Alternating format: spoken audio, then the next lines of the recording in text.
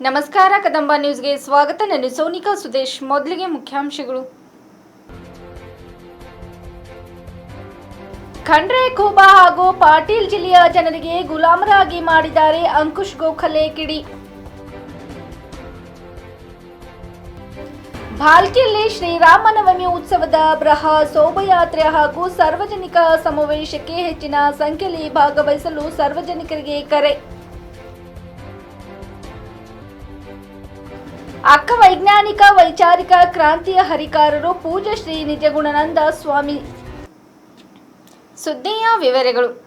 ಬೀದರ್ ಜಿಲ್ಲೆ ಪತ್ರಿಕಾ ಭವನದಲ್ಲಿ ಪತ್ರಿಕಾಗೋಷ್ಠಿ ನಡೆಸಿದ ಜನರ ಧ್ವನಿ ಸಂಘಟನೆಯ ಸಂಸ್ಥಾಪಕ ಅಧ್ಯಕ್ಷರಾದ ಅಂಕುಶ್ ಗೋಖಲೆ ಮಾತನಾಡಿ, ದೇಶದಲ್ಲಿ ಮಳೆ ಬೆಳೆ ಇಲ್ಲದಂತೆ ಆತಂಕದಲ್ಲಿ ಜನರಿದ್ದಾರೆ. ದಲಿತರ, ಅಲ್ಪಸಂಖ್ಯಾತರ, ಹಿಂದುಳಿದ ಜಾತಿಯ ಪರಿಸ್ಥಿತಿ ಹೀನವಾಗಿದ್ದರೂ ಅಧಿಕಾರದಲ್ಲಿದ್ದಾಗ ಬಿಜೆಪಿಯವರು ಮತ್ತು ಕಾಂಗ್ರೆಸ್ನವರು ಕ್ಯಾರ್ ಎನ್ನದೆ ಚುನಾವಣೆ ಬಂದಾಗ ಓಟಿಗಾಗಿ ಜಾತಿ ಲೆಕ್ಕಾಚಾರವನ್ನು ಮಾಡುತ್ತಿದ್ದಾರೆ. ಇನ್ನೊಂದು ಕಡೆ ಕಾಂಗ್ರೆಸ್ನ ನಾಯಕರಿಗೆ ದಲಿತರ ಓಟು ಮಾತ್ರ ಬೇಕು. ಖಂಡ್ರೆ, ಪಾಟೀಲ್ ಹಾಗೂ ಖರ್ಗೆ ಈ ಮೂರು ಜನ ತಮ್ಮ ಕುಟುಂಬವನ್ನು ಬಿಟ್ಟು ಬೇರೆ ಯಾರೂ ಇವರಿಗೆ ಕಾಣಿಸುವುದಿಲ್ಲ. ನಿಮ್ಮ ರಾಜಕೀಯ ಜೀವನದಲ್ಲಿ ತಮ್ಮ ಕುಟುಂಬವನ್ನು ಬಿಟ್ಟು ಬೇರೆ ಯಾರಿಗಾದರೂ ಬೆಳೆಸಿದ ಉದಾಹರಣೆ ಇದೆಯಾ ಎಂದು ಪ್ರಶ್ನಿಸಿದರು.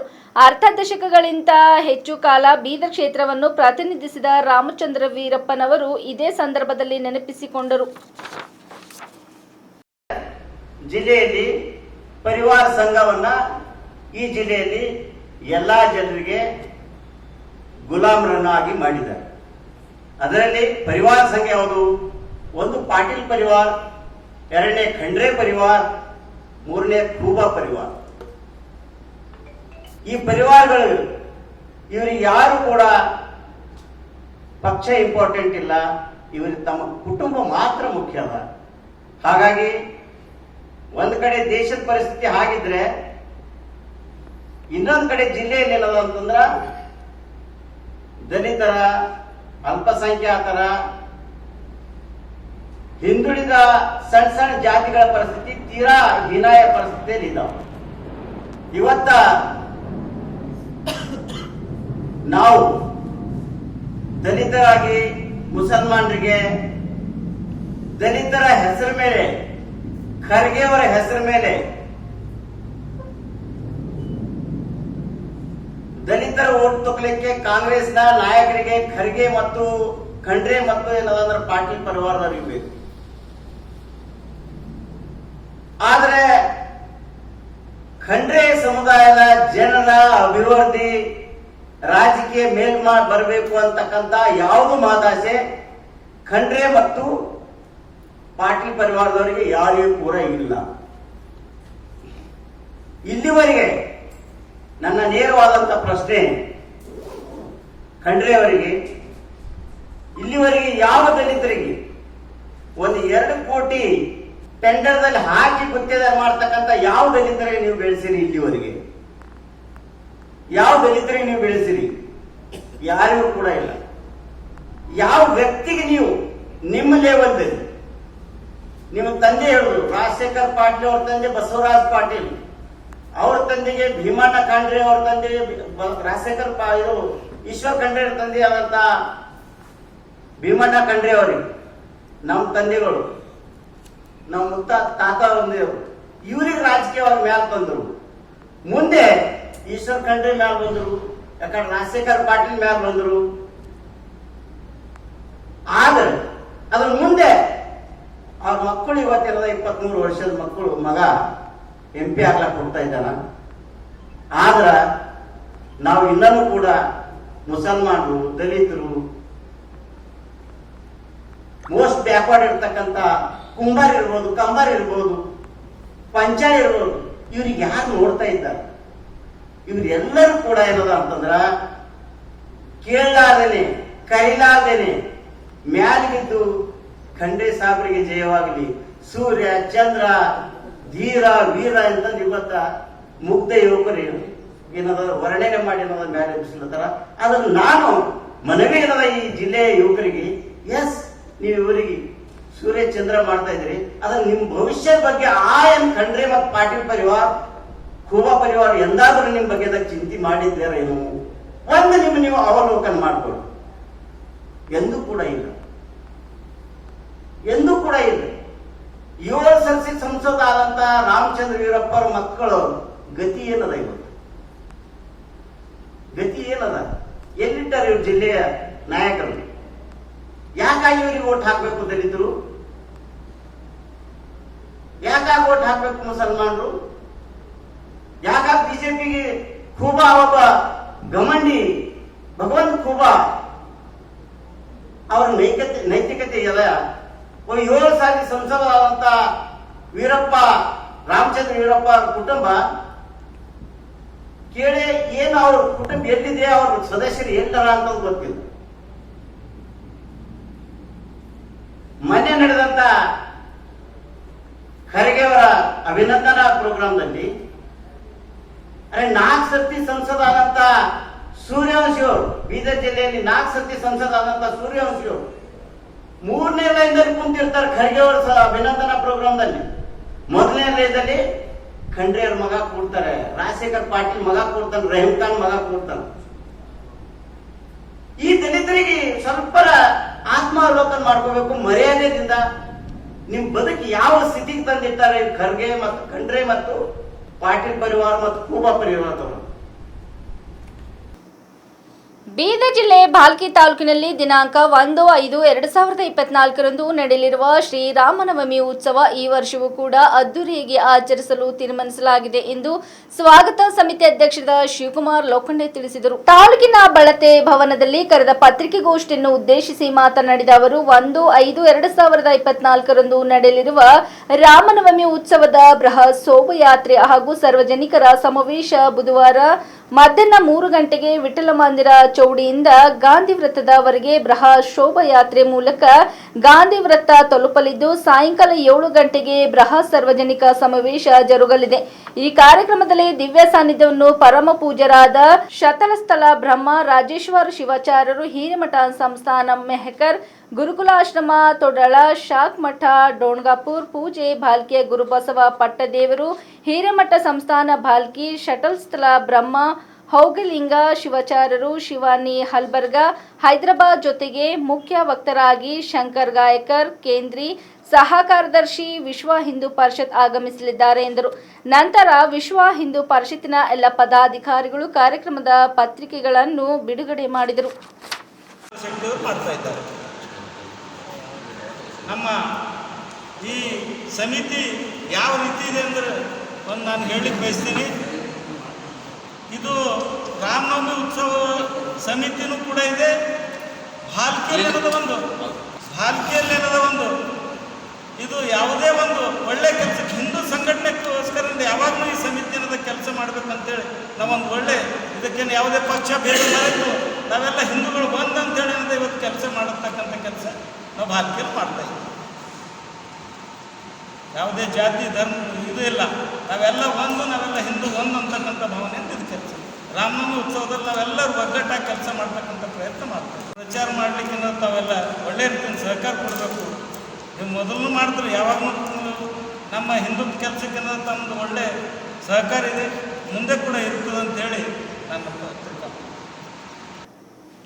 ವಿದ್ಯಾನಗರ ಬಸವ ಕೇಂದ್ರದಲ್ಲಿ ಆಯೋಜಿಸಿದ್ದ ಅಕ್ಕ ಮಹಾದೇವಿ ಜಯಂತಿ ಹಾಗೂ ಸನ್ಮಾನ ಸಮಾರಂಭವನ್ನು ಉದ್ಘಾಟಿಸಿದ ಬೆಳಗಾವಿ ಜಿಲ್ಲೆಯ ಬೈಲೂರಿನ ನಿಷ್ಕಲ ಮಂಟಪದ ಪೂಜೆ ಶ್ರೀ ನಿಜಗುಣಾನಂದ ಸ್ವಾಮಿ ಅಕ್ಕ ನೋಡಲು ಹೆಣ್ಣು ಸ್ವರೂಪ, ಆದರೆ ದೇವರನ್ನು ಮೀರಿಸಿದ ಮಹಾಮಾತೆ ಎಂದು ವಿಜ್ಞಾನ ತಂತ್ರಜ್ಞಾನ ಬೆಳೆದಿದೆ. ಜಾಗತೀಕರಣ ಕರಿನೆರಳಿನಲ್ಲಿ ಸಂಸ್ಕೃತಿ ಒಂದು ಶೈಲಿಯಾಗಿರುವುದು ಕಳವಳಕಾರಿ ಸಂಗತಿ.